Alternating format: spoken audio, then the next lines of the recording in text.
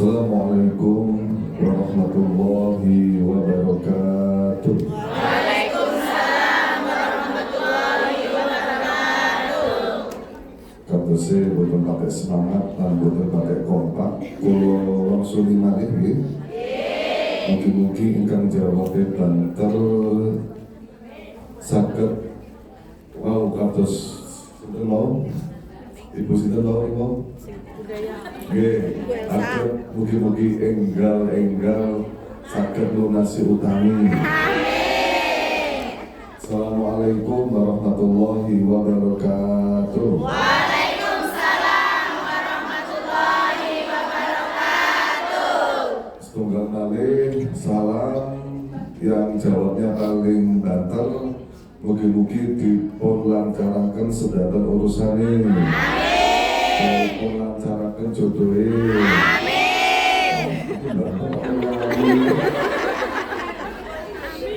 Lindo Gus.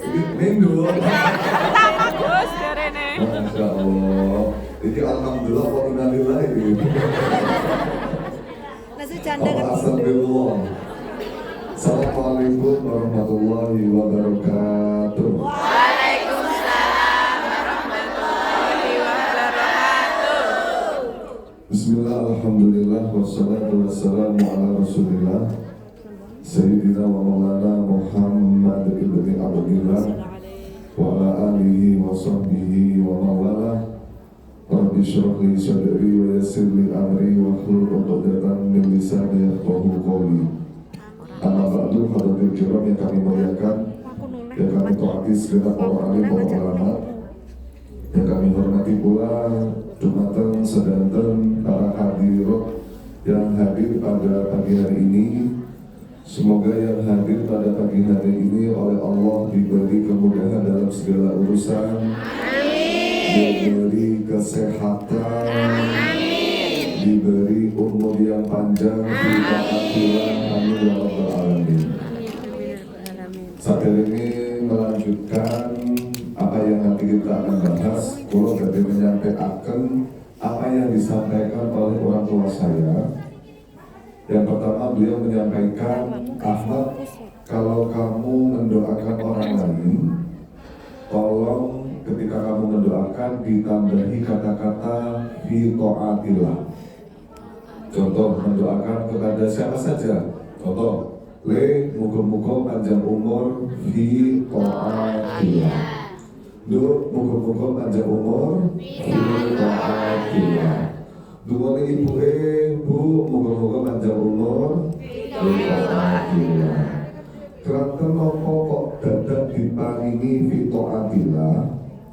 Niki alasannya adalah supaya kita mendoakan mereka panjang umur, yang mana umur tersebut itu akan selalu dilalui dengan taat kepada Allah. Sampai tuwek pada taat kepada Gusti Allah. Karena apa? Kata saat ini tuwek-tuwek tapi kata kelakuan ini, ya, tuwek-tuwek jek senengane ngrasani kancane. Kata apa boten? Wong urip. Coba uji acung. Ketika ngrasani tuwong niku apik napa mawon? Saya nopo elek. Saya nopo elek. Saleh jenenge. Saleh berarti saya kaleh.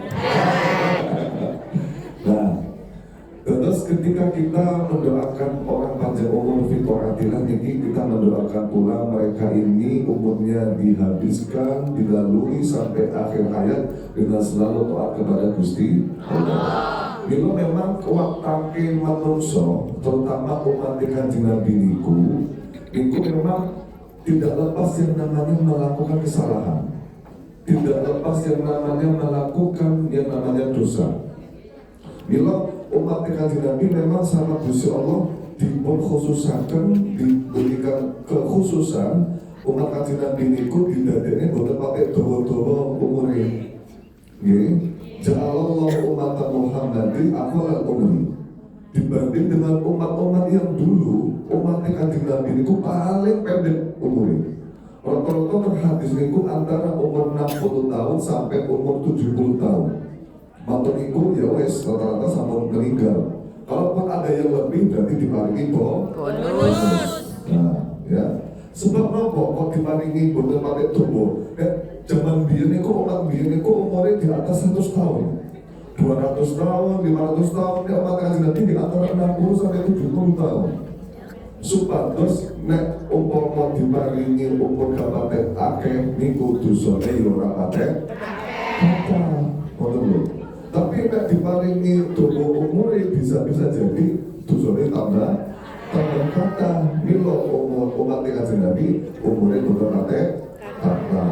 Gitu-gitu jenengan sing hadir teng mriki seneng diparingi dawa umure apa pendek umure?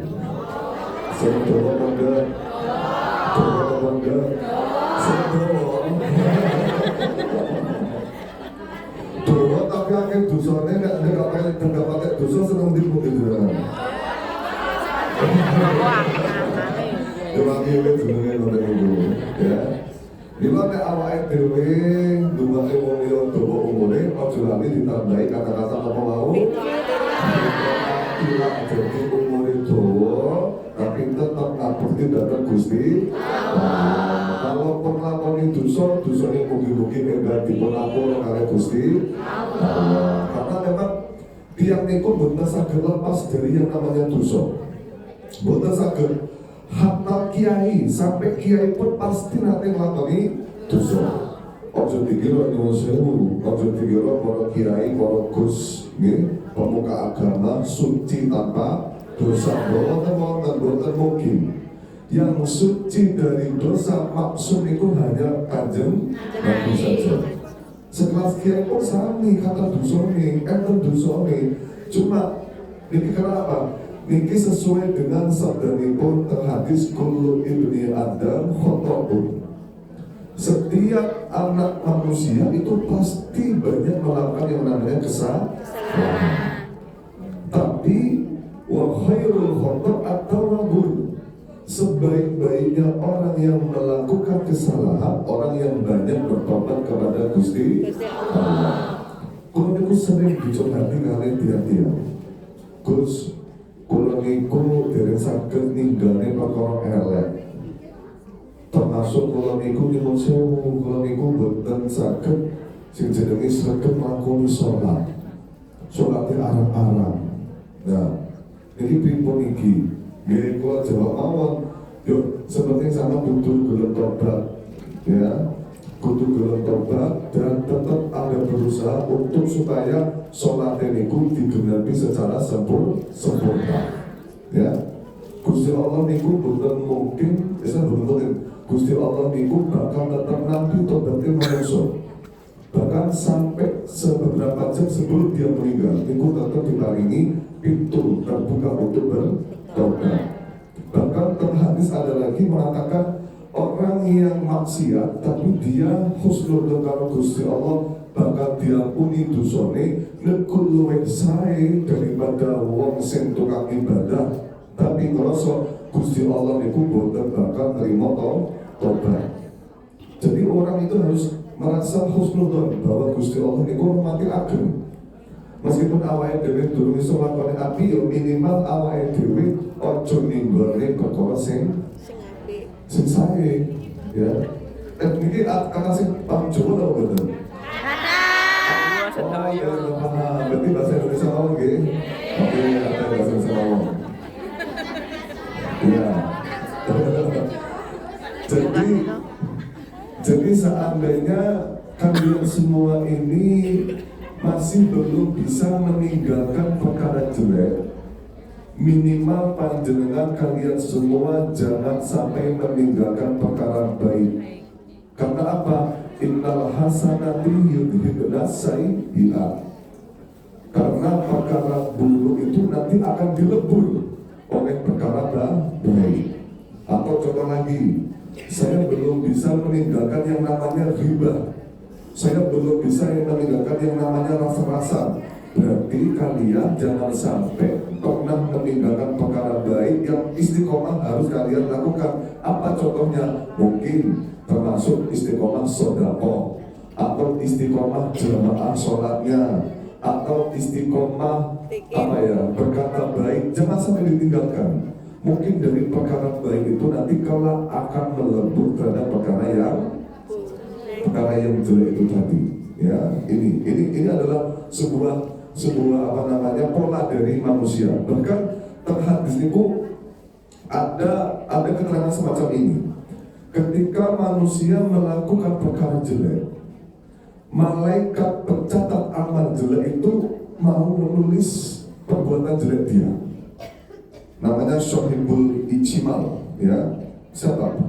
Malaikat yang mencatat amal jelek itu malaikat apa? Rokib atau atid? Atid, ya. Kalau rokib itu amal yang baik. Nah, malaikat pencatat amal jelek itu ketika manusia melakukan perkara jelek itu langsung mau mencatat amal jelek tersebut di buku catatannya. Sedangkan waktu itu mau catat, kaleng sama malaikat yang mencatat amal baik itu ditegur. Hei, jangan dicatat dulu, ya. Jangan dicatat dulu. Mbok menawa bahasa Jawa lagi. Mbok menawa wong iki sok bakal tobat. Barangkali orang ini nanti akan bertobat kepada Allah setelah dia melakukan sebuah kesalahan. Ditunggu dulu. Ditunggu selama 5-6 jam. Ya. Baru nanti kok sampai 5 dari 6 jam kok dia belum mau bertobat, baru catat sebagai amal jelek. Ini adalah sebuah kemurahan Gusti Allah kepada kita semua, bahwa nyatanya orang muslim ketika melakukan perkara jelek, dia masih ditunggu dulu kesempatan untuk bertobat. Kalau seandainya dia langsung tobat, maka amal jelek tersebut akan terhapuskan, akan tidak dicatat sama Allah. Berbeda nanti kalau dia habis melakukan perkara jelek,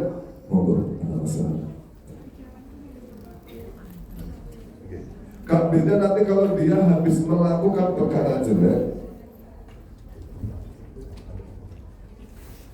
Berbeda kalau dia habis melakukan perkara jelek, dia tidak mau bertobat setelah itu, maka amal jelek atau perbuatan jelek tersebut akan tercatat secara resmi di dalam buku catatannya. Ya, milo panjenengan setelah kok rasa-rasa kalau bolo-bolo langsung muni astagfirullah. Iya, ben amre amal jeleknya dihapus sama Gusti Allah. Ben imbang.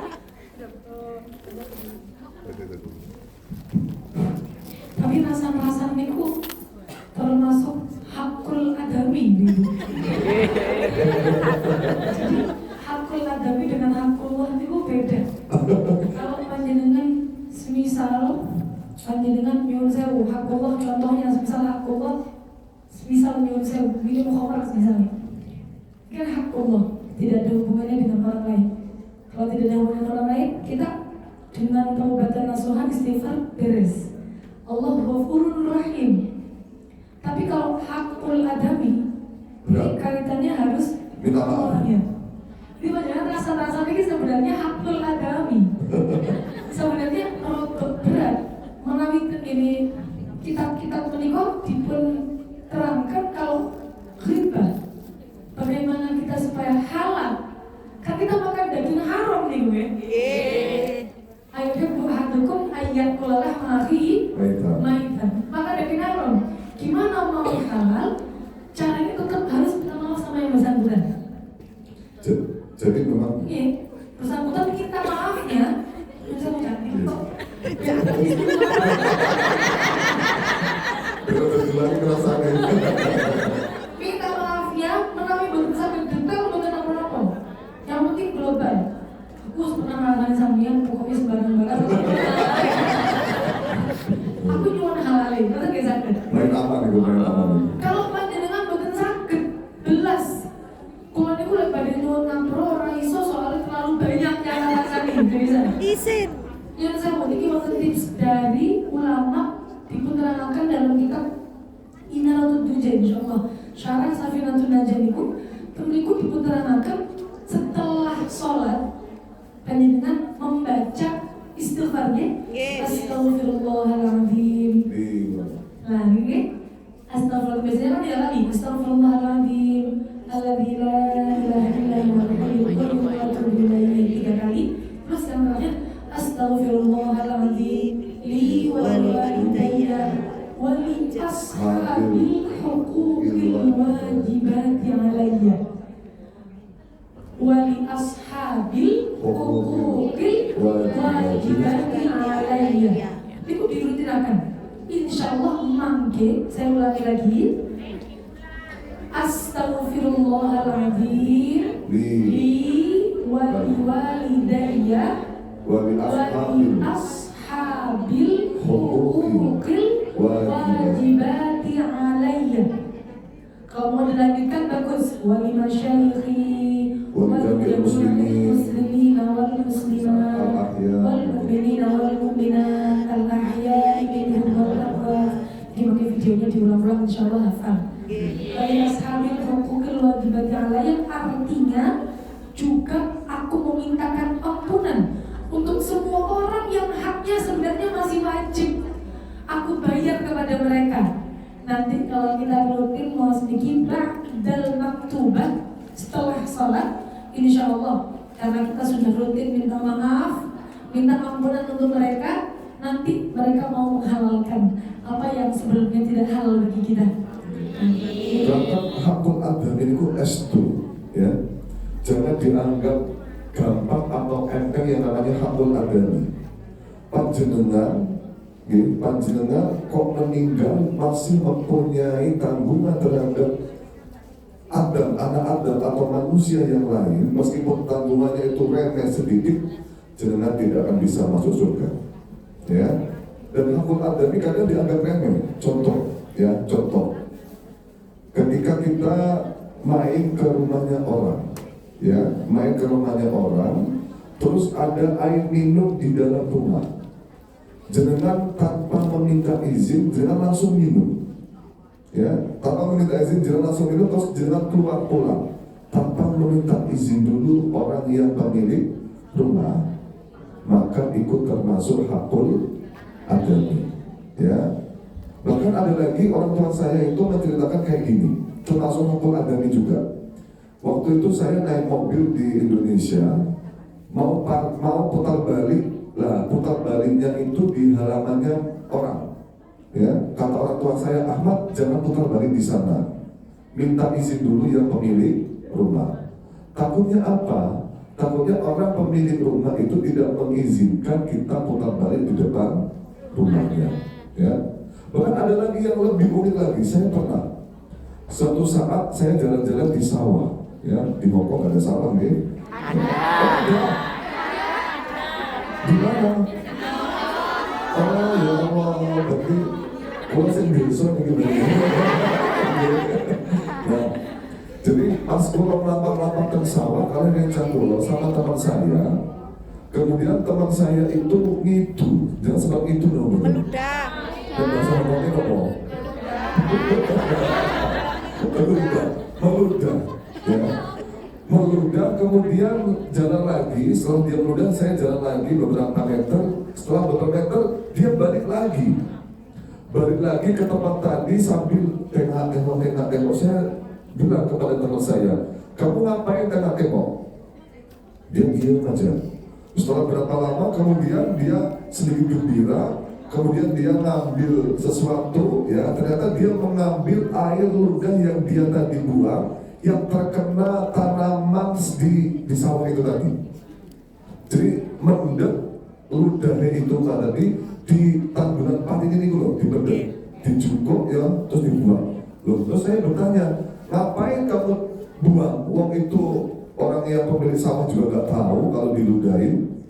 Jawabnya, iya kalau nggak tahu. Kalau tahu dan pemilik sawah tidak ridho sama saya tidak akan bisa masuk surga. Ya. Makanya jangan meremehkan yang namanya hakul adhan. Ada lagi satu lagi, ya. Orang tua saya juga sering mengajarkan. Dulu tahun 2024 2022 haji itu belum ada yang namanya handphone kayak gini, belum ada. Foto itu masih pakai foto kris, kotak itu gitu, pakai kotak itu. Nah, kami anak-anak yang di Indonesia bilang kepada orang tua, nih, Mbah, kalau haji nanti jangan lupa foto sama turis, saya bilang gitu. Nah, setelah pulang ya, saya lihat habis dicetak, kok nggak ada turis dari orang-orang Nigeria, orang-orang kulit hitam. Nah, terus orang tua saya bilang, saya nggak mau foto sama orang kulit hitam. Takutnya apa? Ketika nanti saya foto, pasti orang yang melihat foto itu akan mentertawakan. Karena pawatannya manusia itu kalau lihat-lihat aneh itu, iki bawa kulit apa selili wajah, gitu. Ya. Ini yang biasanya kayak gitu. Ini manusia kok yang kalau malam-malam lihatnya cuma giginya aja, ya. Nah ini makanya manusia kayak gitu, apalagi warga ke Indonesia terlalu mentertawakan hal-hal yang sifatnya rasis. Nah kalau maaf, kalau kita mentertawakan dia, ini berarti kita sudah mempunyai yang namanya hakul adami. Dan cara yang paling bisa waktu itu ya ini kita harus meminta maaf. Terus pertanyaannya, kalau orang luar negeri negro dan kita nggak tahu alamatnya mana, cara meminta maaf itu bagaimana? Ya makanya orang tua saya nggak berani foto dengan orang-orang yang semacam itu. Nah ini termasuk hakul adami.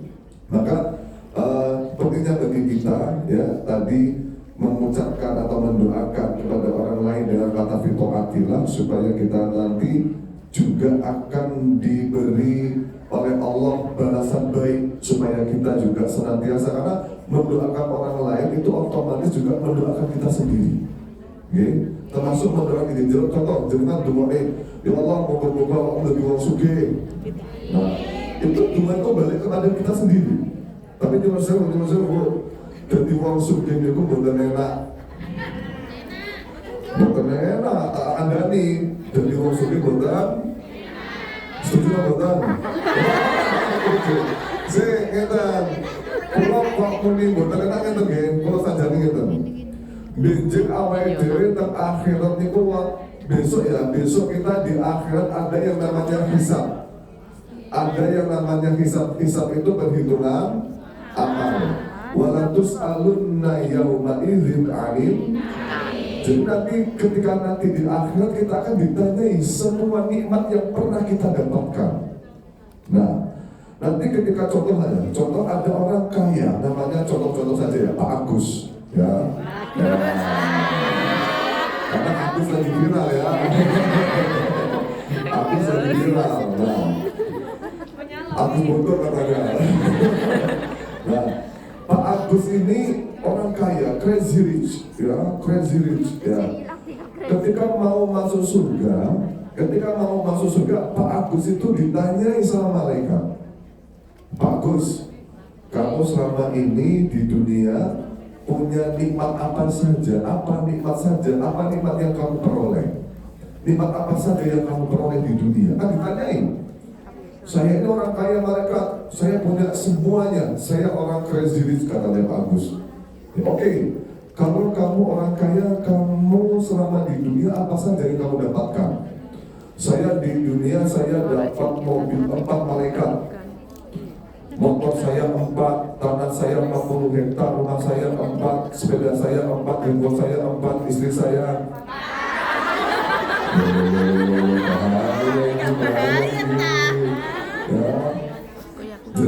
Jelas kurang betul jelas apa? Nah, mau si jiwa kate lagi. Nah, setelah ini akhirnya kan tadi kan mobilnya 4 ya. Akhirnya kata malaikat, udah mobil 4 tadi mereknya apa saja? Bagus. Mereknya Innova, yang pertama Innova. Oke, Innova ini pernah kamu pakai kemana saja? Bagus. Yang pernah saya kemana-mana, saya pakai pengajian, ya. Kamu beli pakai uang apa? Ya. Ini tanggal 1 Januari ini pergi ke Maju. Ini kemana ini? Jangan-jangan ke istri muda ini. Kayak ngaku sih, jangan ini bukan orang malaikat, bukan benar sakit. Ya ada catatannya. Ya tadi, yang catat siapa tadi? Roket sama? Nah itu buku catatannya. Nah akhirnya apa? Akhirnya kesempatan Pak Agus mau masuk surga itu lama. Soalnya apa? Pertanyaannya semakin banyak. Karena dia orang kaya. Tadi mobilnya berapa? 4. Itu baru satu loh ya. Mobilnya berapa? 4. Sepeda motornya berapa? 4. Truknya berapa? 4. Rumahnya berapa? 4. Istrinya berapa? 4.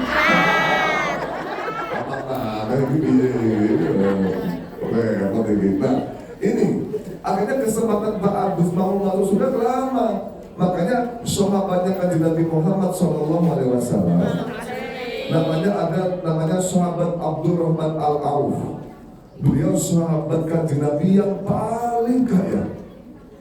Dan memang dari kekayaannya tersebut sehingga mengakibatkan sahabat Abdurrahman Al-Auf itu adalah orang yang dekat dengan kanjeng Nabi, sahabatnya kanjeng Nabi yang masuk surganya paling terakhir, sebab gara-gara dia memiliki kekayaan yang fantastis. Nah itu sahabat Abdurrahman Al-Auf. Beda mana kalau seumpama orangnya itu nggak punya apa-apa alias oke. Ketika mereka bertanya, kamu punya apa saja Agus? Saya nggak punya apa-apa. Ya sudah baru surga cepat. Pertanyaannya mana? Kira-kira jenengan pengen cepat mlebu surga, kok sulit mlebu surga nih? Cepat mlebu kiri loh. Ayo, pengen cepat mlebu surga tapi kiri atau sulit mlebu surga tapi sugih? Sugih tapi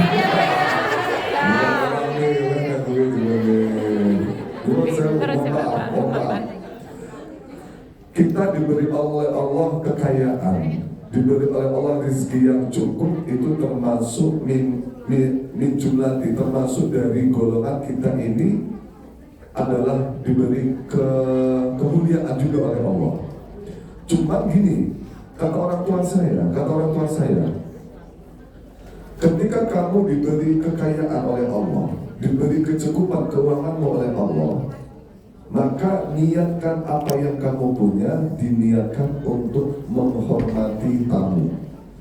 Diniatkan apa yang kamu punya untuk menghormati ulama, jangan untuk menghormati diri sendiri. Jangan untuk dipakai untuk bersenang-senang diri. Diniati untuk menghormati orang lain. Contoh, kalau ada tamu datang ke rumah saya, biar terhormati, biar tamunya nggak sumpah, biar tamunya merasa nyaman, saya bikin rumah yang bagus, saya bikin ruang tamu yang baik, supaya nanti apa? Tamu yang datang ke rumah saya bisa menikmati secara tenang, nyaman, ya. Maka inilah ketika kita niatkan kita punya harta yang berlebih, kita jadi orang kaya, ketika diniati untuk menghormati tamu, maka insya Allah semua yang kita miliki ini biwairi hisab. Tidak ada hisab untuk orang-orang yang kekayaannya untuk diniati menghormati tamu, menghormati ulama, ya. Kalau ada kiai siapa yang datang ke rumah saya punya rumah, saya punya mobil, saya pinjamkan, ya, maka insya Allah ini tidak ada hisab. Maka inilah yang perlu diperhatikan bagi panjenengan semua, bahwa kita di dunia ini, ya, kita di dunia ini kayak berupa kekayaan semuanya itu hanyalah sebuah titipan saja. Maka kata orang tua saya, bisa jadi Allah memberikan rezeki yang lebih bagi dia, itu tujuannya supaya dia ini bisa memberikan atau menggunakan kekayaan tersebut untuk bisa diberikan orang yang membutuhkan. Ya, jadi awake dhewe nek bahasa Jawane, awake dhewe cuma dari tempat transite bordotok. Sebenarnya harta itu adalah milik orang lain. Nah, maka karena ini tadi panitia Ibu Wapi mau cuma mukadimah mawon, ya, hanya mukadimah saja, ya. Masalahnya apa? Masalahnya kita nanti akan membahas pada sesi pertama ini tentang permasalahan fikih, ya, tentang permasalahan fikih yang mungkin relate itu, yang mungkin fakta, ya, fakta ketika kita berada di luar negeri, ya, berlaku di luar negeri.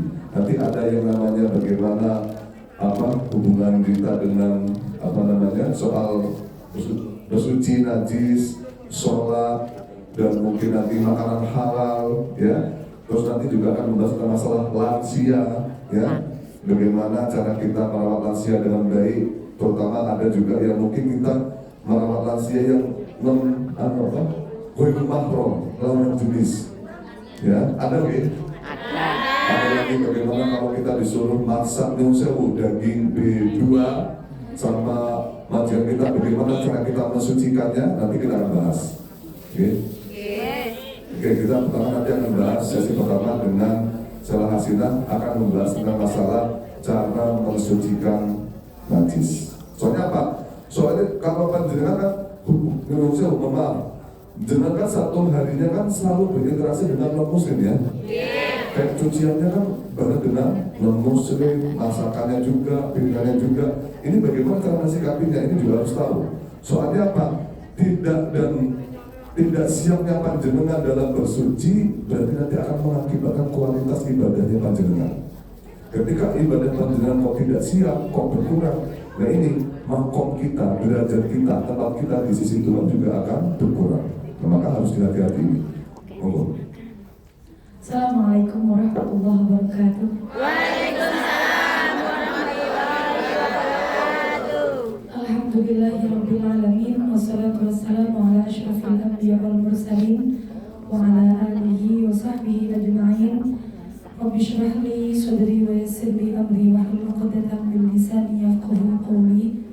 Rabbi shrah li sadri wa yassir li amri wahlul 'uqdatam min lisani yafqahu qawli. Rabbi shrah li sadri wa yassir li amri wahlul 'uqdatam min lisani yafqahu qawli. Amma ba'du. Yang kami muliakan segenap panitia penyelenggara kajian pada pagi hari ini, yang kami muliakan seluruh ibu-ibu yang hadir dan ada bapak-bapak.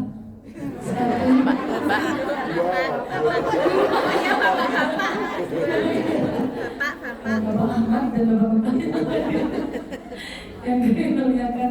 Alhamdulillah muqaddimahnya sudah begitu panjang ini, ya. Alhamdulillah. Maka ini kalau melanjutkan, kami sebenarnya ingin mau muqaddimahin, nambah muqaddimah lagi sedikit sebelum kita mau membahas mengenai perihal sholat. Ibu-ibu, sekarang bulannya bulan mulia, bulan Rajab, bulannya menanam supaya nanti hasilnya bisa kita panen di bulan Ramadan. Dawuhnya Mbah Mun, wong iku api eleke didelok saka bulan Rajab. Mbah Mun tahu nggak panjenengan? Tahu. Saya cuma dari Cakna, beda suatu, kita salindri, Malah mikir betul paham kali. Alhamdulillah. Dawuhnya Mbah Mun, api eleke wong didelok saka bulan Rajab. Baik dan tidaknya orang dilihat dari bulan Rajabnya. Kalau bulan Rajabnya baik, insya Allah akan baik. Kalau bulan Rajabnya tidak, maka juga sebaliknya. Nah, maksudnya pripun kok ada kata-kata demikian? Ini maksudnya menyemangati kita supaya kalau bulan Rajab fokus, karena Rajab itu syahrullah, bulannya Allah. Paling baiknya apa ibu-ibu? Ucapan sudah sedikit menyinggung mengenai kalau semisal panjenengan itu kaitannya hari-hari dengan najis, nanti kaitannya sama ubudiyah. Nah ini pas sekali dengan bulan kita sekarang Maus. Pasnya nopo karena sekarang bulan ini bulan diturunkannya perintah sholat untuk kanjeng Nabi. Maka pertama yang itu bahas sebenarnya bukan untuk masuk ke dalam sholatnya. Kalau ingin membahas bahwa sebelum sholat, esensi perintah sholat kepada umat muslim apa saja? Pertama yang bisa kita terapkan, umat muslim awalnya niku panjenengan mungkin sudah semak banyak cerita dari Isra Mi'raj. Awalnya diwajibkan berapa waktu? 50. Terus minta korting Nabi Muhammad minta diskon atas arahan Nabi Musa. Kamu gak akan kuat, umatmu itu umatnya lemah-lemah. Umatku kuat aja gak kuat, apalagi umatmu lemah, gak akan kuat umatmu. Akhirnya minta voting sampai jadi 5 waktu. Tapi ibu-ibu, 5 waktu ini cuma bilangannya mawon. Tenang, pahalanya tetap 50. Pahala yang kita sholat 5 waktu tetap 50. Tidak di-courting sama Allah. Cuma bentuknya mawon yang di-courting, kewajiban yang dilakukan saja yang di-courting, pahalanya tidak di-courting. Yang bisa kita ambil kesimpulan, kenapa sih kok diwajibkan sholatnya 5 waktu setiap hari? Kenapa enggak kayak orang-orang Kristen 1 minggu sekali?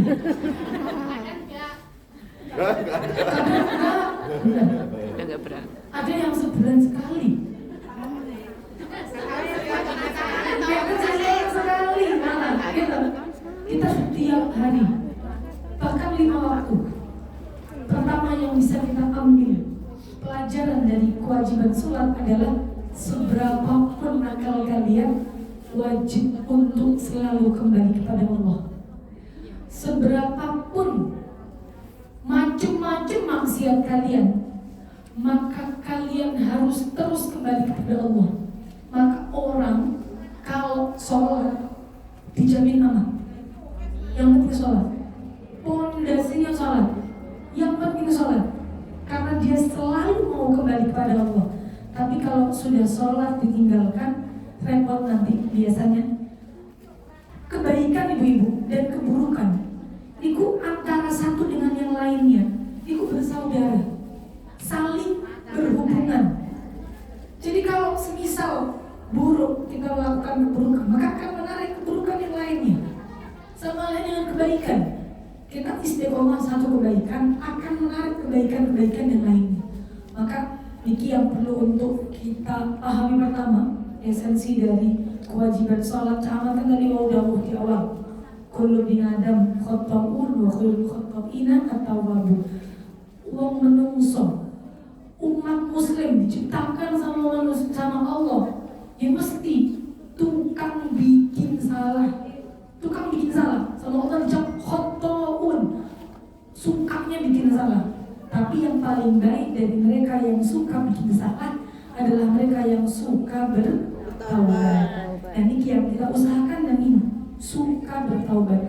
Lalu kaitannya kali kalau ingin menanggapi camatkan mau dawuh hakul adami juga, bahwa ini sulit, ini penting bahwa Allah itu kalau dawuh hakul adami ibu, sanes hakul muslim, sanes bukan hakul muslim. Sehingga maksudnya apa? Kita berkewajiban untuk baik bukan hanya kepada sesama umat Islam saja, tapi juga kepada seluruh umat manusia. Wah, nyetar sebisa. Kalau hutangnya sama umat muslim dibayar, tapi kalau hutangnya sama non muslim, wah, gak usah kan? Kamu sama aja nanti masuk neraka. Oh, lebih dari. Dikira repot nanti kalau punya pemikiran demikian. Oh enggak muslim kok, kamu ngapain gak bayar hutangnya? Tetap berzakat. Kita berzakat menjamin dia lebih baik dari kita, meskipun sekarang dia non muslim. Kita karena nyuwun sewu tidak ada yang tahu akhir hidup seorang manusia. Iya, kalau kita sekarang Islam, dia sekarang non muslim, iya itu sekarang. Besok bagaimana? Kita tidak ngerti. Semisal besok dia muslim, semisal besok dia bertaubat, kemudian ternyata derajatnya di sisi Allah lebih tinggi daripada kita.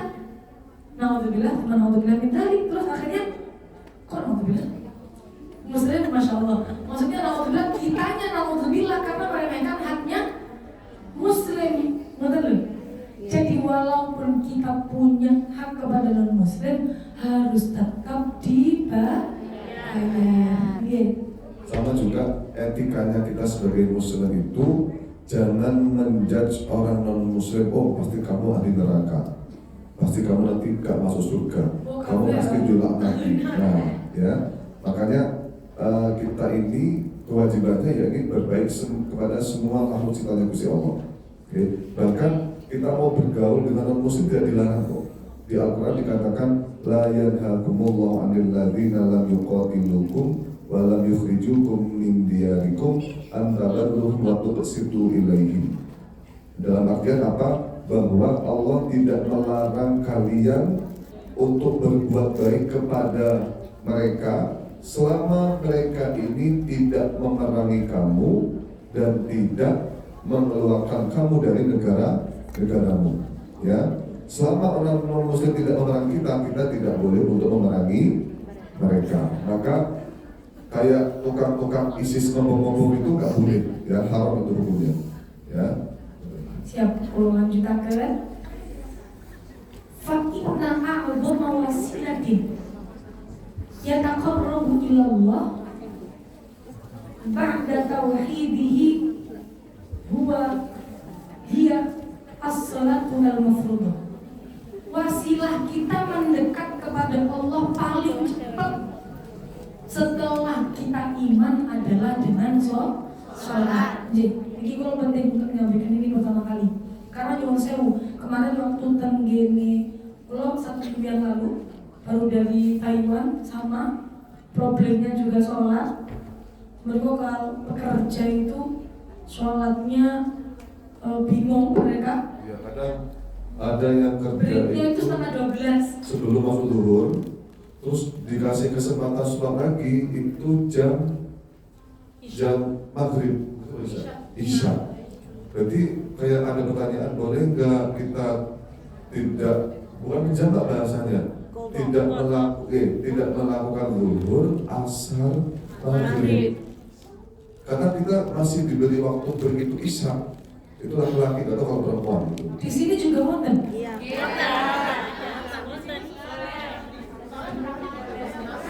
Nah, ini ada solusi dan ini.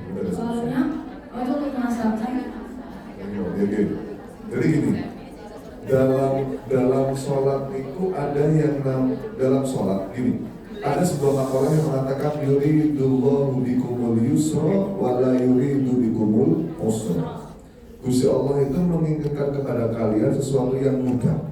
Termasuk dalam hal ibadah itu Gusti Allah ingin kalian itu gak terlalu berat. Ingin kalian itu dimudahkan dalam beribadah.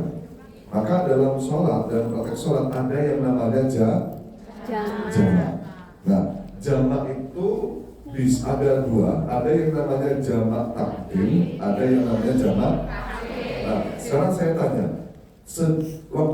kapan orang itu boleh untuk menjamak sholat? Ketika kapan? Ketika dalam keadaan apa? Pertama apa ya? Perjalanan jauh, terus apalagi? Ada lagi apa? Sakit boleh nggak? Sakit boleh nggak? Boleh ya. Sakit. Maka sebenarnya yang paling mudah ya, ini adalah orang tersebut itu boleh menjamak ketika ada hajat. Ada yang namanya kebutuhan.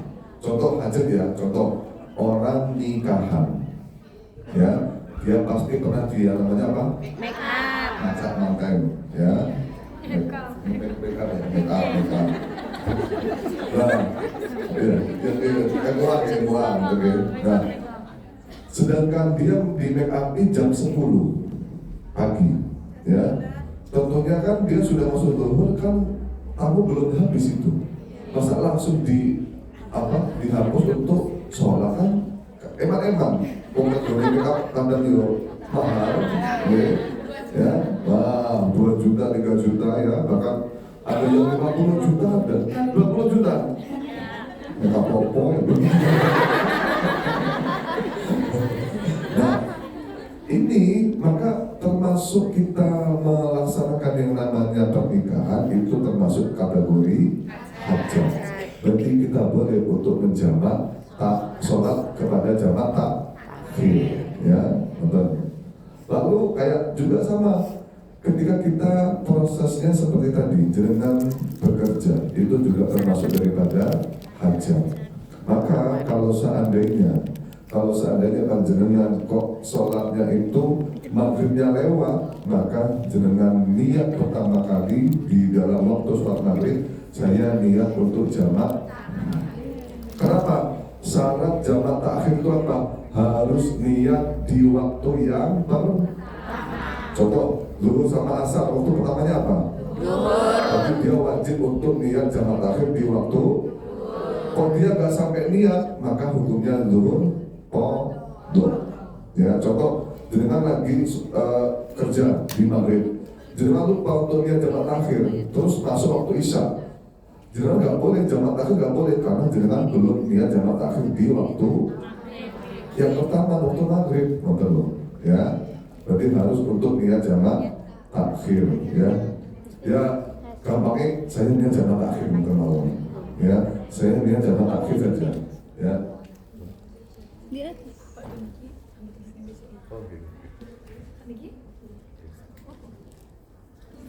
Sekitar ini Bapak PCIN ngomong itu sambutan sekitar Continue dari jamak gitu ibu. Ini soalnya berkaitan dengan sholat keseharian. Entah. Jamak kan ada 3 alasan yang boleh kita lakukan berulang-ulang. Maksudnya entah. Ya boleh dijadikan kebiasaan. Niku jamak lis safar pergian. Bepergian niku enten 2 macam. Enten pergi yang dekat, enten pergi yang jauh. Kalau yang jauh, dalam keterangan ulama niku batasnya 2 marhalah. 2 marhalah niku kalau kilometeran 80, 82, 86 macam-macam. 82. Tingkat paling dekat ini 82, yang paling aman. Jangan ambil yang 82 km. Jadi kalau 82 km semua ulama sepakat boleh kamu jamak, nggak masalah, kamu udah bepergian jauh. Kalau 82 km. Tapi kalau yang bepergiannya yang dekat, itu hanya sebagian pendapat dari para ulama yang memperbolehkan untuk jamak. Kalau rincikan supaya panjenengan paham konsepnya. Yang kedua sakit. Kalau sakit ini kan sakit, kalau misal dia sholatnya niku berulang kali, 5 kali, bikin sakitnya nambah parah karena dia nggak bisa kena air berulang kali, sehingga makanya ada kebolehan jamak. Tapi kalau sakitnya semisal nyun sewu, sakitnya sakit gigi, ya sakit gigi mawon dia sih bukan menjalan kemana-mana, ya masa mau jamak? Gak ada dampaknya kena air, ada dampaknya sholat, maka ya berarti kalau demikian tidak boleh. Atau sakit hati melihat si dia nikah dengan orang lain, ya nampak suruhan membadokan, diperjuangkan malam ini sing alian.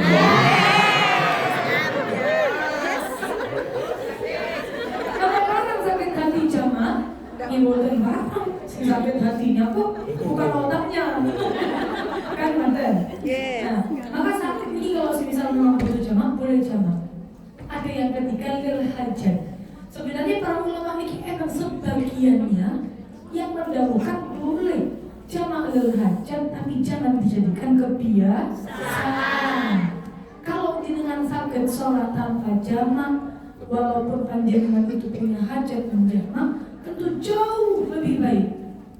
Tapi kalau panjenengan harus kepepet daripada gak sholat, mending jamak. Daripada buatin sholat niki untuk maghrib ke isya, untuk zuhur ke asar. Pertanyaannya, kalau belas betul sakit sholat, belas zuhur asar itu butuh break. Kalau biasanya tugasnya nopo ngoten niku.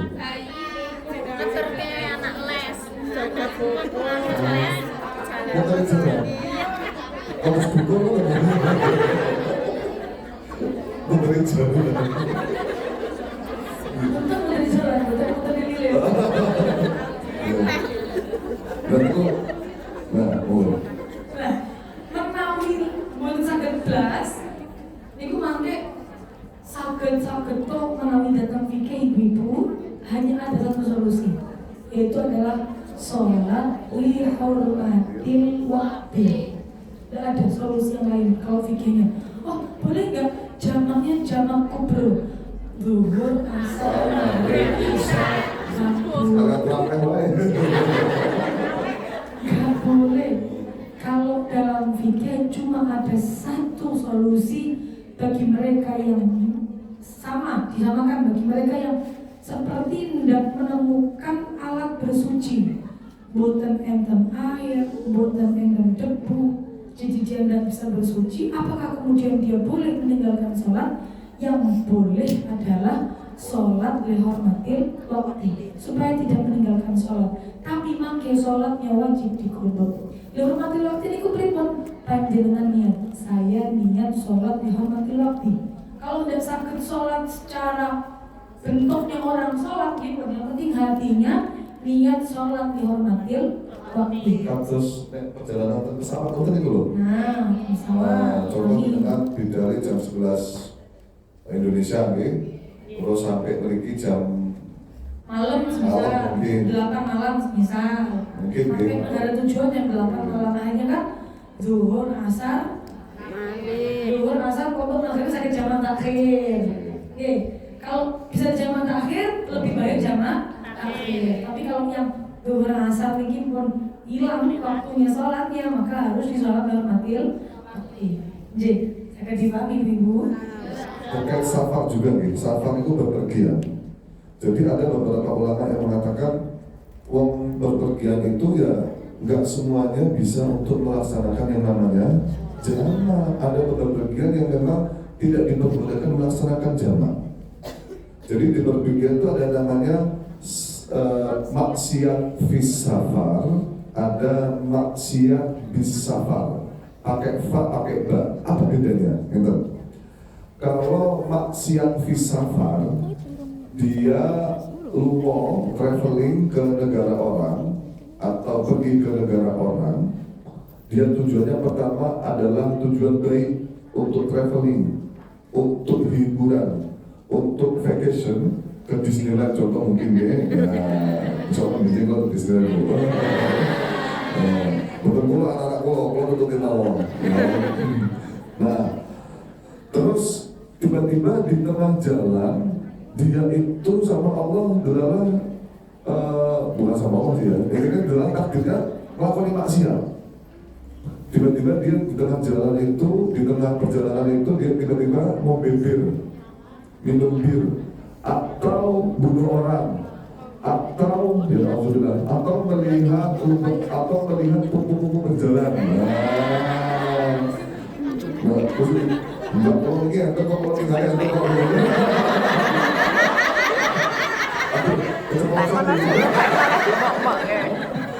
ayo, kalau dulu batin, jenenge adem kok pagane sing cekak-cekak ngene. Bombong dulu. Rezeki.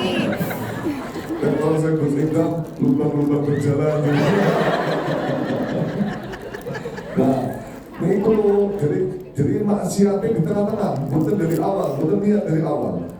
Maka itu masih diperbolehkan untuk menjamak.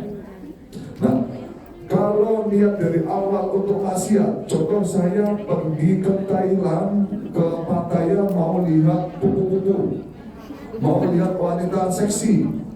Nah, dari awal dari Indonesia dia niatnya untuk jelek, atau saya pergi ke Bali untuk lihat bule bikini, bule yang gak pakai BH, contoh. Mungkin ada, mungkin. Maka berpergiannya saya dari Kediri menuju Bali tidak diperbolehkan untuk melaksanakan jamak dan qasar. Gak boleh, ya. Sekarang pertanyaannya lagi, boleh nggak kalau seandainya ya kita berpergian niatnya untuk cuma senang-senang saja, ya, cuma senang-senang saja, boleh nggak kita menjamak dan mengqasar sholat? Jawabannya boleh, ya, boleh. Kalau lanjutkan ibu, kita kembali ke laptop tadi di awal sebelum bahas jamak. Kita di sana membahas tentang esensi sholat diterapkan dalam kehidupan. Pertama, bahwa setiap manusia seberapapun nakalnya dia harus selalu terus kembali kepada Allah. Selanjutnya, bahwa di dalam sholat, hanya dengan kalau semerap di dalam Al-Quran wonten ayat inna sholata tanha 'anil fahsya'i wal munkar. Itu kemudian dia mengkomentari sholat katanya bisa mencegah perbuatan buruk dan perbuatan jelek. Tapi kok saya sholat tetap maksiat? Tapi kok saya sholat tetap kayak gini aja hidupnya? Nego. Pertama, yang perlu difahami, barangkali andaikan dia tidak sholat, maksiatnya jauh lebih besar daripada yang dia lakukan sekarang. Yang kedua, kalau memang sholat tidak bisa merubah kehidupannya, jangan-jangan bukan karena sholatnya yang salah, tapi sholatnya dia belum sesuai dengan syarat rukunnya sholat. Ibu-ibu, makanya banyak ceramah di awal dahulu bahwa kaitan panjenengan sebagai seorang umat muslim, apalagi perempuan, dengan ibadah itu sangat-sangat besar. Sangat-sangat besar. Bisa berdampak pada kehidupan. Ibadah kita ini sangat berdampak pada kehidupan. Jadi semisal sholatnya benar membuatkan harus dicek, wudunya benar membuatkan harus dicek. Nah, kita di sini sama kaitannya oleh najis. Sami semarap sedoyo bahwa najis itu termasuk salah satu hal yang mencegah keabsahan sholat. Karena salah satu syarat dari sholat itu harus suci dari najis. Najis dan juga hadat kecil, hadat besar. Wonten kadang-kadang tiang niku kalau semisal umat muslim, panjenengan iki menurut kamu keistimewaan perempuan, maka yang perlu yang perlu ditekankan itu sebenarnya temanya kebalik. Perempuan istimewa, yaitu adalah panjenengan sedoyo. Kenapa saya katakan istimewa? Karena purnaus. Bahkan menurut kau, orang-orang perempuan dan PMI Nyon Sewu yang tinggal di negara non Muslim itu jauh lebih Islam daripada yang di sana. Oke. Jadi PMI itu kalau kemarin pandangan kami, dia ketika di Indonesia ngaji nggak pakai semua. Ketika pada semangat. Tapi bahasa ketika dia sudah pindah ke negara bukan pindah, di negara orang lain, malah ngajinya malah semangat. Harus gimana itu? Oh, itu dengan saya di Indonesia pakai semangat gimana itu?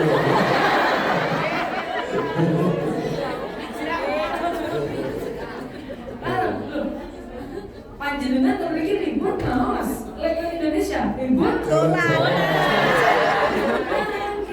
Makanya ribut malah jalan-jalan sehingga makanya kalau bilang perempuan istimewa itu panjenengan itu karena naos. Ini yang didaukan oleh Bayilan Mansur berulang kali. Pokok tiangnya agama itu adalah perempuan. Maka panjenengan itu yang kita naos, terutama bab fikih. Terutama bab akhlak, fikih, akhlak, tauhid. Ini 3 poin dalam ilmu Islam yang wajib untuk kita pelajari. Yun sewu, kalau dalam Islamnya bukan tauhid, bukan belajar tauhid, mudah sekali untuk yang namanya lepas iman Islamnya. Makanya menawi wonten mualaf, nggih, wonten mualaf, itu harus dikapal. Kenapa? Karena dari kiat ilmu tauhidnya masih gampang rawan untuk lepas. Kedua, ilmu fikih. Setiap hari kita ibadah. Ribon semerap sah dan tidaknya ibadah kalau tidak dengan belajar. Yang ketiga, akhlak. Akhlak karena hubungan kita dengan orang lain, dengan manusia, dengan Allah. Itu semuanya perlu yang namanya ilmu akhlak. Ini penting sangat. Sehingga makanya sama mau dawuh tentang berkaitannya najis niki dengan sholat, Dan sekarang sholat itu adalah wasilah yang paling dekat kita untuk mendekatkan diri kepada Allah, paling cepat.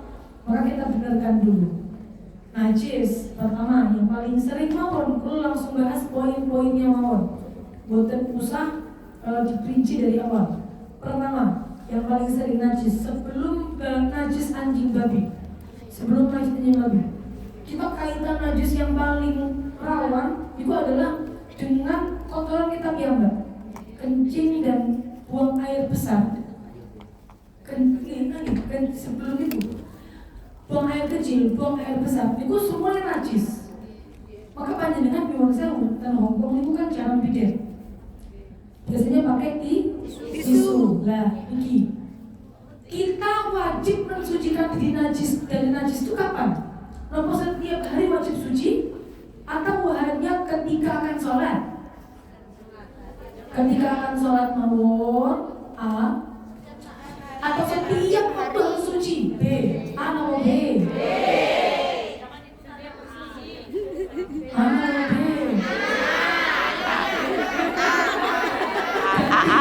Kok boleh lebih penasikan? A atau B? AB. Jujur, saya penasikan A. Cuma waktu sholat mawon suci nih.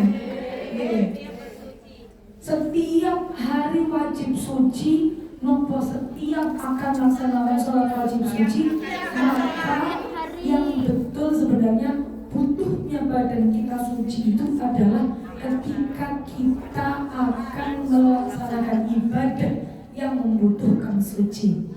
Jadi nyuwun saya panjenengan sedang haid, terus panjenengan betul darah kan budi-budi, iya kan? Atau panjenengan ketembusan semisal bajunya najis, baju langsung ganti badan?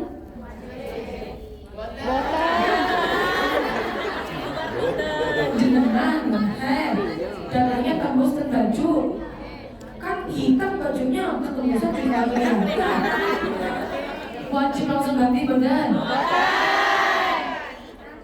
Biasanya jenengan langsung ganti badan kalau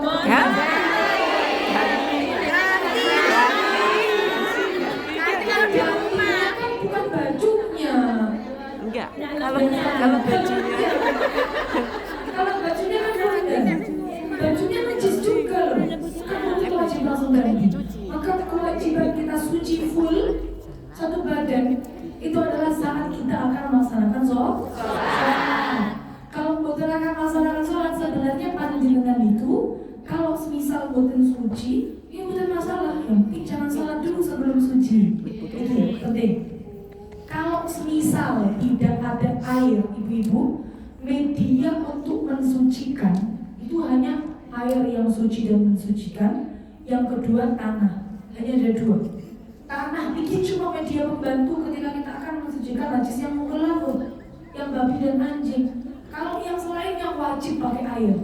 Terus jangan betul sakit, kompol, cuma bilang tidak bisa suci sebelum kita mengaliri air. Sakit dipaham? Karena wonten kata, wonten cuma temriki kan Indonesia banyak. Bayi ngompol cuma dipel, gitu? Nah malah, lagi malah sampai najisnya pun dipuji, malah kemana-mana najisnya. Seharusnya kalau najis, misal bukan anjing dan babi, ya sudah kita bersihkan dulu najis. Apa langsung dibayur? Dibersihkan dulu najisnya sampai hilang rasa, bau, warna, baru setelah hilang dikebyur sampai rata airnya, dialirkan air. Ngaliri air bukan harus setunggal bak. Secibuk pun kalau cukup mengaliri semuanya cukup. Gitu. Jadi terus panjenengan kalau semisal nyuwun sewu di toiletnya Hongkong hanya ada tisu, boleh nggak kita pakai tisu? Usahakan semuanya kering. Kering ya, jadi kalau kita bikin najis ya, kalau kita bikin pakai tisu mawon, kalau pakai cara ini bukan mensucikan, kita cara istinja. Ini nyuwun sewu berarti usahakan tempat duduknya kering, area bagian belakang dan depan kita kering, terus misal setelah buang air kecil atau buang air besar kita keringkan dengan tisu. Kering ketemu kering tidak akan mentransfer najis. Najis itu cuma bisa tertransfer kalau salah satunya basah. Jadi panjenengan tangannya basah, kan ngelus-ngelus anjing, baru bisa najis. Kalau panjenengan tangannya kering, ngelus-ngelus anjing tetap suci. Paham? Masih banyak yang salah biasanya. Jangan disentuh. Padahal kering ketemu kering. Gak masalah. Kering ketemu kering tidak akan tertransfer najis. Paham, J? Setelah buang air kecil dan toilet yang tadi sudah kita keringkan, terus kita keringkan lagi dengan tisu karena nggak ada air, bukan berarti kemudian jadi suci, boten. Kita akan usahakan bagian itu kering, biar nanti tidak mentransfer najis pada pakaian luar kita. Yang najis cuma pakaian yang kena dalam yang yang luar udah najis, suci. Jadi nanti semisal panjenengan mau sholat, tinggal yang dalam dilepas, bersihkan pakai air, kemudian suci. Saya akan dipakai sholat. Bisa difahami Ibu? Kalau panjenengan pingin mensucikannya pakai air, semisal nyon sewu dengan betul bidet portable atau pakai botol. Kalau biasanya bagian itu kalau ada bagian yang najis sedikit, kalau itu roto was-was tiangnya, apalagi bawa anak, kadang-kadang nyuruh saya boten sengaja duduk di bagian-bagian basah itu pokoknya was-was. Maka biasanya saya kalau misal mau istinja di toilet yang najis, air itu satu botol, itu bisa untuk bikin suci. Pertama, sedikit-sedikit kalau alirkan ke samping-samping nyamuk. Sampai yang buat kita duduk nih loh. Yang penting duduk itu kita sudah suci. Jadi kalau alirkan dulu, setelah sudah dialir semua, sedikit-sedikit mau apa berel. Kalau basah semua lah, kemudian dimarahin. Enggak dimarahin kalau petugasnya biasanya. Makanya sedikit-sedikit mau yang penting sudah teraliri semua, terus dibersihkan lagi di suci berarti ya. Duduk kita suci, setelah buang air pakai botol lagi suci, beres. Itu kalau buang air kecil, buang air besar. Kalau semisal ada lagi najis yang perempuan, yang kaitannya perempuan, keputihan. Ibu ini banyak yang masih keputihan biasanya mulai dari anak usianya belum balik itu keputihan biasanya. Umur 7, umur 6 mulai keputihan sampai mendekati menopause. Kalau sudah menopause itu jarang yang keputihan. Karena memang cairan-cairan yang dari area kewanitaan itu akan semakin sedikit ketika dia di usia menopause. Nah, keputihan itu ibu-ibu kalau memang dia keluarnya dari area dalam maka hukumnya juga najis. Maka perlu kita sucikan kalau mau sholat. Terus pripun? Saya ini kalau mau sholat saya kalau di udara dingin pakai celana, ya kan? Mau sholat kan sulit kalau keputihan. Maka sebelum panjenengan sholat, misal begini untuk solusi mawon, boleh menggunakan hand cleaner, balut, ya. Jadi makanya misal mau sholat tinggal dibuang keputihan yang najis, kita ganti dengan yang baru, terus area kualitasnya kita sucikan. Itu najis yang paling rentan karena berkaitan dengan hari-hari kita, buang air kecil, buang air besar. Misal ya, jeding kecipratan bawahnya maka bawahnya juga ikut najis. Keluar dari kamar mandi wajib untuk cuci kaki biar bukan kebiasaan blang lebu jeding bukan pakai cuci kaki wes bukan sekolah sing najis pundi sing suci pundi. Ibu, najis dan tidak kalau kita perhatikan kaitannya dengan ibadah pertama. Yang kedua juga ada kaitannya dengan kecerdasan anak-anak yang nanti akan kita lahirkan, yang kita didik. Kok sakit? Kok ikut nyambung? Najis sama cerdas seperti tidak nyambung.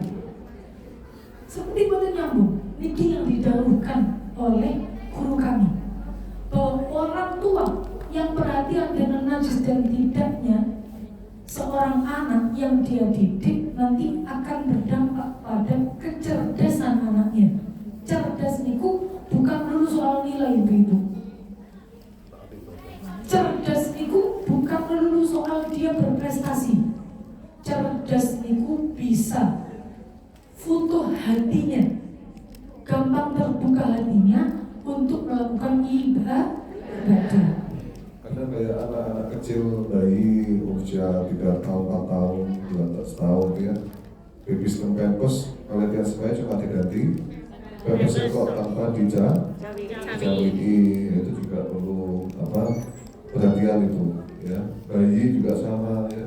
Jadi kalau bisa dari kecil ketika kita sudah punya bayi sampai kita latih terakhir itu kalau bisa anak itu diusahakan untuk selalu bersuci ketika. Berhati-hati dalam hal suci dan najisnya. Selanjutnya, ini kan najis yang ada hari-hari. Ada najis yang biasa kita lakukan di sini, yang kaitannya dengan najis mughalladhah, anjing dan babi. Yang kalau dalam kitab, itu biasanya kalau panjenengan ngaos, panjenengan Google, panjenengan buka kitabnya, cara mensucikannya pasti pakai debu dari 7 basuhannya. Terus ada muncul masalah. Kalau nggak bisa pakai debu pripun? Kalau semisal pakai debu kita nggak bisa bagaimana? Karena kita hidup semisal nggak ada nih, tanahnya udah ada. Kok ada tanah ada? Jarang. Masih ada sebagian yang susah nih, sebagian susah. Maka di sini pertama, kalau carikan solusi yang paling aman terlebih dulu pertama. Sekarang ada namanya ibu-ibu sabun tohara. Yes, kandungannya ada tanahnya. Itu cukup sekali untuk menggantikan tanah dalam mensucikan najis. Kedua, kalau berikan solusi, contoh sabun tohara ini produknya Indonesia. Orang Indonesia. Kalau di Hongkong ya sabun tohara nggak semua toko jual. Jadi mau order di Indonesia nggak semua orang bisa beli. Maka andaikan kita di sini bukan ada sabun tohara, kemudian nggak ada tanah, ribut. Kita mau sholat padahal, mau sholat kalau nggak sucikan sekarang, gimana caranya? Maka ada sebagian pendapat ulama yang mengatakan tanah boleh diganti dengan sabun. Tanah boleh diganti dengan sabun, tapi basuhannya tetap 7 kali. Paham? Sekarang kita muncul permasalahan lagi. Kajian manusia itu problematik. Masalah, muncul masalah mau. Itu masalah lain. Apartemen kalau di kulit didamel sucian 7 kali, entek banyu nih. Ya kan mahal. Bayar. Air bayar. Listrik bayar, air bayar, Majikan yang bayar. Tapi sebisa, menurut saya, jenengan hidupnya majikannya adalah airnya kantong segede. Jadi kalau buat nyiram pintu 7 habis. Kalau malah nggak bisa wudhu. Terus bagaimana? Kalau malah nggak bisa mandi besar, sebisa panjenengan akan mandi besar. Terus bagaimana caranya? Maka panjenengan bisa mengamalkan namanya qaul terakhir. Qaul solusi. Ini hanya boleh dipakai untuk sesekali mawar, bahwa ada ulama yang berpendapat najisnya anjing babi niku sama dengan najis yang lainnya. Kalau mensucikan cukup 1 kali basuhan saja. Sangat dipakai untuk namanya qaul solusi. Boleh untuk qaul pilihan terakhir daripada boten sholat. Gak usah sucian, berarti aku gak usah sholat. Ya, ini malah bahaya. Mending pakai qaul solusi tapi tetap sholat. Sampai dipahami ibu-ibu. Terus muncul lagi kadang-kadang kita niku kaitannya kalau majikan.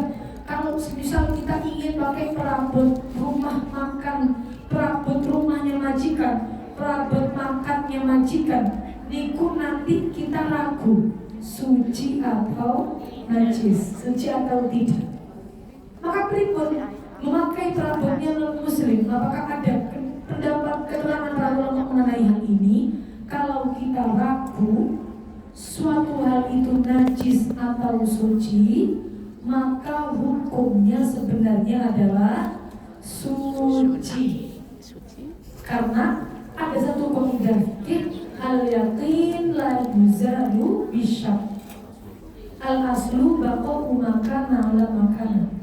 Ini ibu-ibu, panjenengan kalau nggak ngertos ragu, iki ada piring dimajikan bersih, iki najis sama suci, jangan-jangan tadi dipakai buat makan babi, misal. Panjenengan ikut semerap, kalau najis ya, dan semerap, tahunya dengan bersih, tapi memang najis atau suci, maka boleh dipakai, tapi hukumnya makruh. Saya ganti paham? Makruh itu dosa nggak kalau kita melakukan? Dosa benar? Tidak. Tapi tidak disukai oleh Allah. Begitu. Tapi betul masalah dipakai. Beda halnya kalau panjenengan semerap betul suci, walaupun milik non-muslim, maka hukumnya tidak makruh dengan pakai. Contoh, saya sendiri yang nyuci kok tadi suci sudah. Ya kalau saya pakai nggak masalah, berarti tidak makruh dan boleh. Nanti kekaitannya kalau misal dengan tablet atau dengan tempat sholat. Contoh panjenengan sholat di hotel, kalau tanggal jenengan kalau misal di hotel atau nyewa apartemen atau nyewa biasanya di sini apa? Atau panjenengan di suatu tempat mau sholat. Kalau ke hotel panjenengan anggap hotel di dalam kamarnya suci atau najis? Suci. Suci apa najis? Suci. Padahal sadarnya mungkin ada non muslim yang tidak di sana. Ada yang nggak tahu najis, gimana hukumnya ayo? Suci apa najis? Tetap suci karena kita tidak yakin itu ada najis. Kullu malam yatahaqqaq najasatuhu fahuwa thahirun. Setiap yang tidak yakin kita najisi, kita nggak yakin dia najis, maka itu pasti suci. Kayaknya dengan gini, toilet umum kalau di Indonesia, kalau tadi kan semuanya toilet, kalau tidak pakai bidet semprot, ya berarti nggak ada bidetnya. Kalau di Indonesia panjenengan toilet umum pakainya bak kecil di bawah. Sebelumnya anak kecil yang masuk, jangan-jangan pipisnya makan. Jangan-jangan dipisi. Karena anak kecil kita badan seberapa, bagaimana di dalam dia, kan mana? Maka selama dia dengan boten mencium bau pesing di dalam airnya nggak kelihatan kuning karena pipis, berarti hukum airnya walaupun sedikit adalah suci. Saya dipahami ibu-ibu? Itu lumayan sangat memudahkan kita. Jadi panjenengan nanti sangat buat persiapan mau sholat, bagaimana bersucinya sebelum kita sholat supaya nanti sholat betul-betul dalam keadaan suci. Jadi semua perkara yang ada di dunia itu al-aslu al-ibahah. Semua yang ada di perkara yang ada di dunia yang Allah ciptakan semuanya boleh dipakai, kecuali yang memang disyariatkan memang tidak boleh dipakai. Nah, makanya tadi saya tadi mengatakan ada kaidah namanya al-aslu baqa'u makan ala makan. Kita boleh melakukan karena kita kembali pakai hukum semua boleh dipakai, kecuali nanti memang ada sesuatunya. Contoh kayak tadi, pintu iki dipakai boleh atau enggak? Ya, ketika kita ragu, maka kita boleh pakai kaidah tadi. Boleh pakai undang-undang tadi. Sesuatu hal yang diciptakan oleh Allah semuanya boleh dipakai. Contoh lagi masalah ragu. Jenengan ragu, aku wis wudu apa durung? Jawabannya apa? Durung. Belum. Kita kembalikan kepada hukum asal, kita belum. Nah, soal jenengan wudu. Nah, jangan wudu. Terus jangan ragu. Kurang batal apa durung? Jawabannya nek ketolong benar-benar mentok, ya karena raguannya hanya ragu saja, maka jawabannya kita tidak batal. Kita aslinya ibu-ibu. Aslinya, maksudnya gitu, lihat ke aslinya. Ini kita mau ketika pertanyaannya wes apa dulu jawabannya apa? Nah, wes wudu apa dulu jawabannya? Wis batal apa durung? Nah, betul ya. Jadi jawabannya durung itu loh. Nah, pertanyaannya wis batal apa durung, jawabannya ketika ragu-ragu loh, ya. Ketika ragu-ragu. Sama juga sama dengan sholat. Kalau apa-apa jawabannya Papat. enak menggulu. Nah, itu maling jenengan tuku ke warung juga ote-ote, malah pun juga kalau apa-apa jenengan pilih apa? Lah, nek urusane kalian hakul adami, awake dhewe ngati-ngati duwe papat wonten. Itu loh ibu-ibu, sholat 3 rakaat apa 4 rakaat berarti 3. Tapi kalau bayar 3 OT-OT atau 4 OT-OT 4. Bagaimana? Itu realita.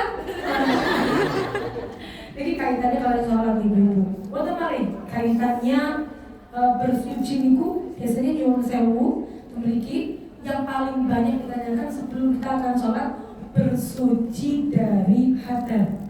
Hadas kecil wonten, hadas besar wonten. Kalau hadas kecil wudu, yang wudu, syarat wudu, rukunnya wudu sudah seperti insyaallah sampun paham sedaya ada 6 yang ingin pulau terangkan. Satu yang paling banyak salahnya kalau mau wudu make upnya dihapus ini ibu. Tapi ada makeup halal itu gimana? Ada makeup halal? Halal niku bahannya halal, tapi tidak bisa masuk air. Make upnya dihapusin, eyelinernya, bukan hitam lagi. Ada yang pakai niku nyuwun sewu. Oh, softman dihapus, dicopot dulu bener. Kalau softman, di dalam bola mata niki termasuk anggota wudu bener. Agak saya jawab, berarti tidak ada untung ya.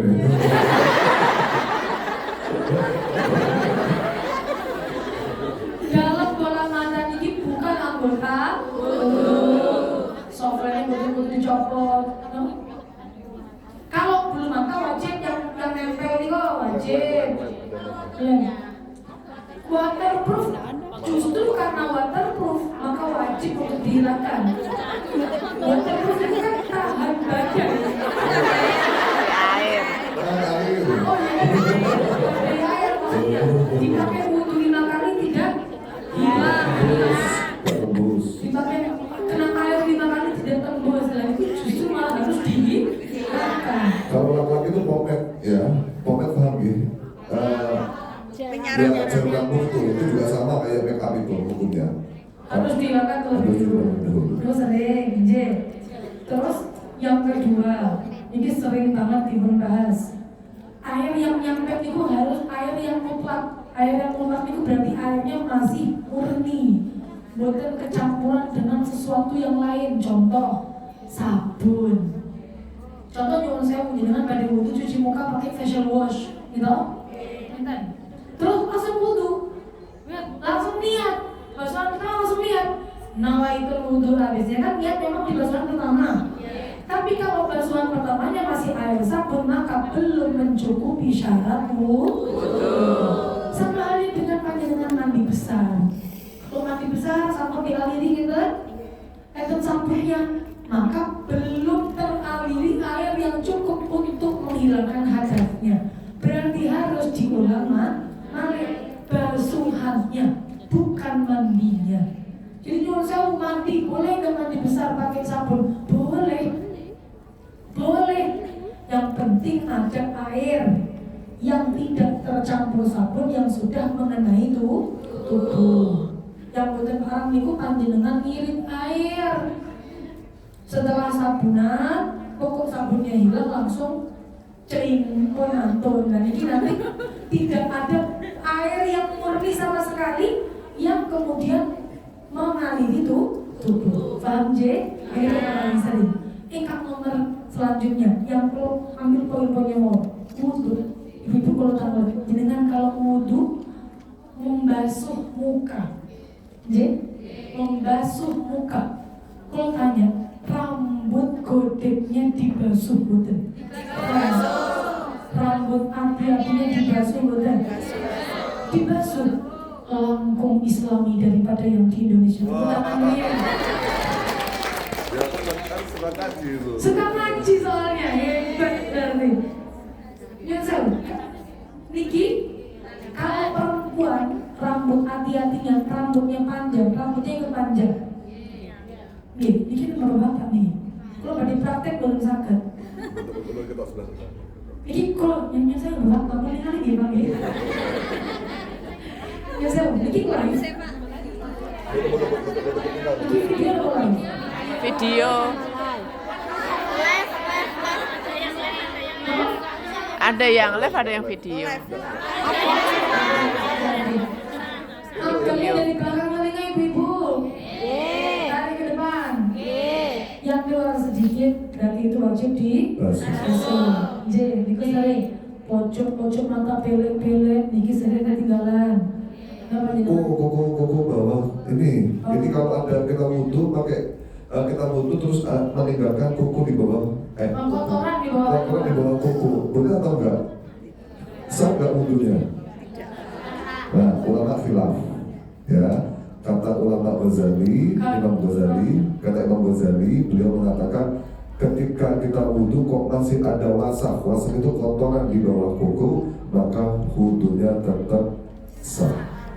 Ya. Cuma ingkang saya kita keluar dari perjelasan dari para ulama, sehingga nopo yang kalau mau wudhu dibersihkan terlebih dahulu. Jadi niku nih, wudhu itu biasanya niku yang sering ditanyakan, sama kalau mandi besar itu yang sering ditanyakan nopo.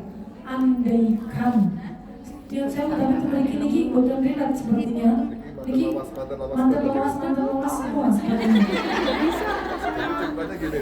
Ceritanya gini, kemarin ada orang bertanya sama kami, bagaimana? Jadi boleh nggak kalau orang pengantin anyar, kan beliau ini mungkin lagi kasmaran sehingga waktu mereka berdua itu nggak mengenal waktu, ya, nggak mengenal waktu. Nah, terus senior lah. Pertanyaannya, boleh nggak kalau pengantin lawas itu nggak langsung mandi, jadi mandinya waktu subuh, soalnya waktu ini mungkin mandinya waktu begitu ngikut di keliling orang tua isi karo gitu. Maka jawabnya, kalau persoalan mandi besar itu tidak diwajibkan untuk muwalah. Muwalah itu terus contoh game, jelas kadang kalian ya, jam bolu dalu ya, jangan bingung. Ini aku langsung mandi, wah, ini dari orang tuaku, aku dikira ganas atau gimana? Jangan cicil mawon, ya, jangan cicil. Jadi dalu sirai dise, lama dise, masalahnya, kemudian ketor biru malah dilirik orang tua malah repot sama itu, ya. Jangan sirai dise, oh tadi, mau jatuh malahnya si gile, terus kedua, betul apa? Ya, itu sekedar tips mawon. Beda. Jadi ibu yang tertarik, kata paling penting. Kalau misal setelah suci dari haid belum mandi, terus gas langsung, boleh napa mboten? Boleh mboten? Mandinya biar sekalian. Soalnya kata mesin motor itu kata loh. Jadi maknanya gak kuat. Suci bu, nggih Pak. Turun mandi, wes kowe sekalian lagi.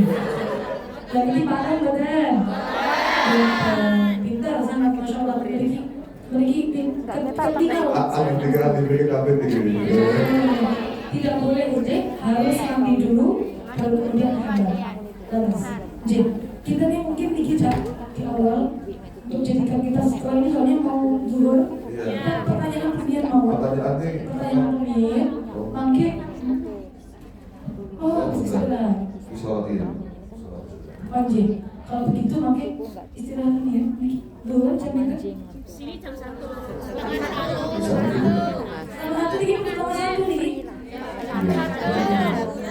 Oh jam 12.33, mungkin 3 jam lagi jam zuhur. Terus yang berikutnya ini ibu menghasilkan kesempatan beberapa yang kita bahas dan juga nanya jawab setelah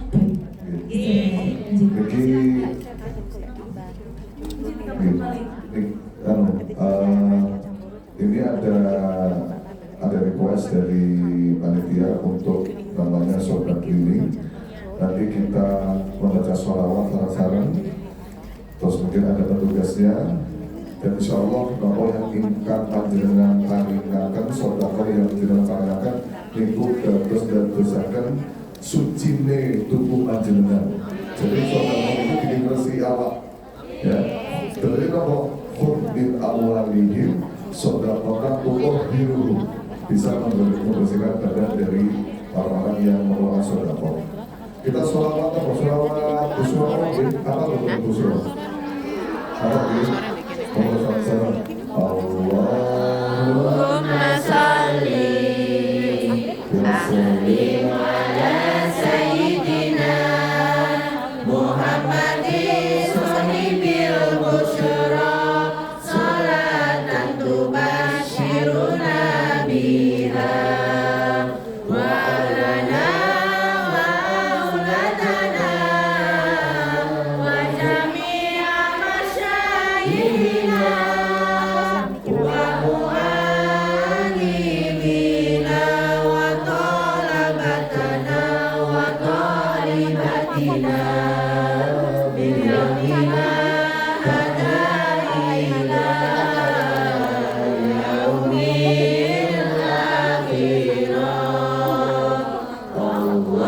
Allahumma sholli wa sallim ala sayyidina Muhammadin sahibil busyra salatan tubashiruna biha wa alana wa auladana wa jami'a masyayikhina wa mu'allimina wa talabatana wa talibatina bil yaumina hada ila yaumil akhirah.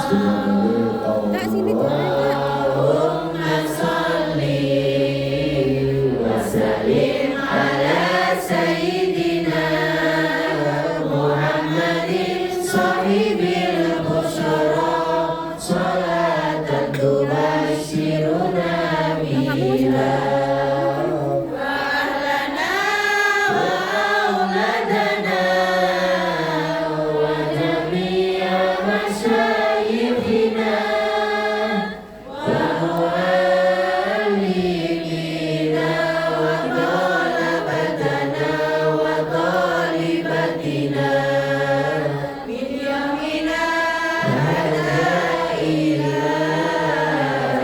yaumil akhirah. Sabar. Mungkin nanti untuk sesi kedua ada pertanyaan plus nanti akan sedikit bahas masalah makanan halal plus sholat sedikit mawon, nanti kita lebih banyak interaksi tanya jawab mawon. Untuk sesi selanjutnya jawab nanti ada kenal-kenalan dari panitia nggih.